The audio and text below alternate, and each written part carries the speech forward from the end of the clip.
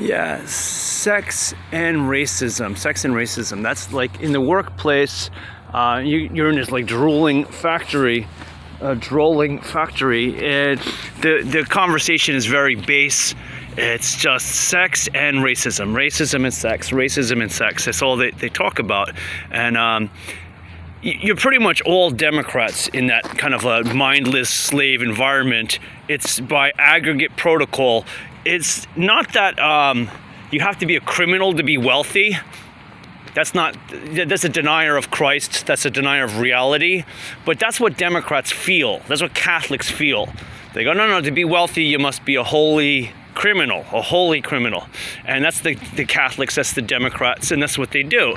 And sex and racism. This is a slanderous projection of an animal.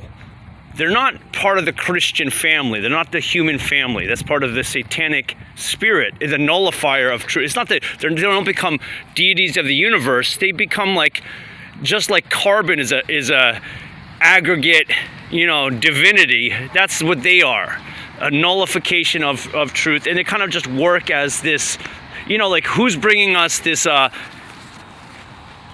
depravity and in poverty and enslavement? It's the Democrats. They're not liberating anybody. Who are the racists and who are the sexists?